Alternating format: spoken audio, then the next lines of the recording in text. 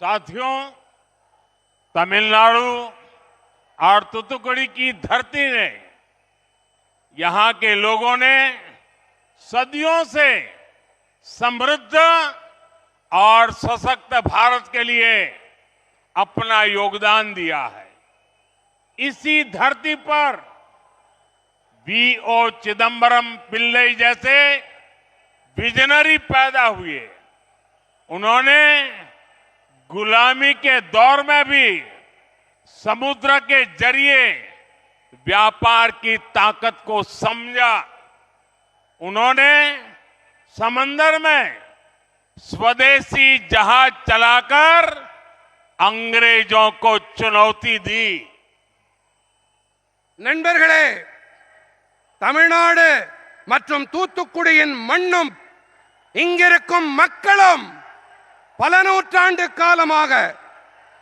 நூற்றாண்டுகளாக தன்னிறைவான சக்தி படைத்த பாரதத்திற்காக தங்களுடைய பங்களிப்பை அளித்து வந்திருக்கின்றார்கள். இதே மண்ணில்தான் வ.உ. சிதம்பரம் பிள்ளை அவர்களைப் போன்ற தொலைநோக்காளர்கள் தோன்றினார்கள். அடிமைப்பட்டிருந்த காலத்திலேயே கூட கடல் வழி வாணிபத்தின் சக்தியை புரிந்து கொண்டவர் அவர். ஆழ்கடல்களின் மீது சுதேசி கப்பலை செலுத்தி ஆங்கிலேயர்களுக்கு சவால் விட்டவர் வ.உ. சிதம்பரம் பிள்ளை அவர்கள்.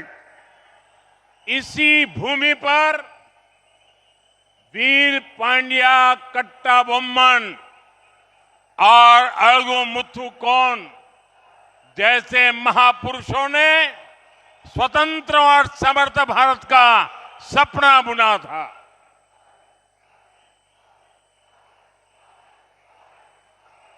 இந்த மண்ணில்தான் வீரபாண்டிய கட்டபொம்மன், அழகுமுத்துக்கோன் போன்ற மாமனிதர்கள் சுதந்திரமான வல்லமை மிகு பாரதம் படைக்கும் கனவை காணச் செய்தார்கள்.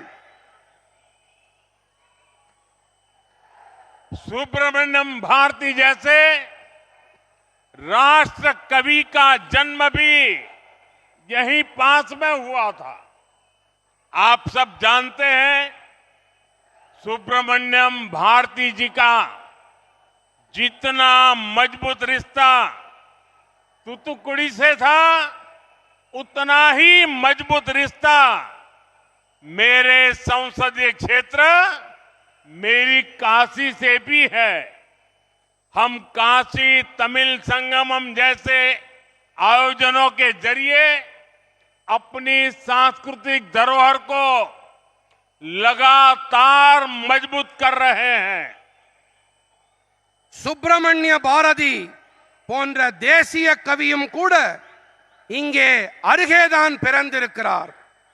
நீங்கள் அனைவரும் நன்கறிவீர்கள், சுப்பிரமணிய பாரதிக்கு எத்தனை பலமான உறவு தூத்துக்குடியோடு இருக்கின்றதோ அதே அளவு பலமான உறவு என்னுடைய நாடாளுமன்ற தொகுதியான காசியோடும் இருக்கின்றது. காசி தமிழ்ச் சங்கமம் போன்ற ஏற்பாடுகள் வாயிலாக நமது கலாச்சார மரபுகளை நாங்கள் தொடர்ந்து வலுப்படுத்திக் கொண்டு வருகின்றோம். फ्रेंड्स, मुझे याद है पिछले वर्ष ही मैंने तूतुकुड़ी के प्रसिद्ध पर्ल्स बिल गेट्स को उपहार में दिए थे। वो पर्ल्स उन्हें बहुत पसंद आए थे। यहां के पांड्या पर्ल्स एक समय पर पूरी दुनिया में भारत की इकोनॉमिक पावर का सिंबल हुआ करते थे।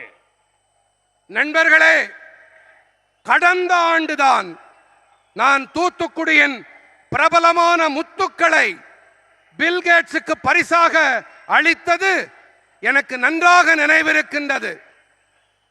அவருக்கு அந்த நல்முத்துக்கள் மிகவும் பிடித்திருந்தது. நமது பாண்டி நாட்டு முத்துக்கள் ஒரு காலத்தில் உலகம் முழுவதிலும் பாரதத்தின் பொருளாதார வல்லமையின் அடையாளமாக இருந்து வந்தது.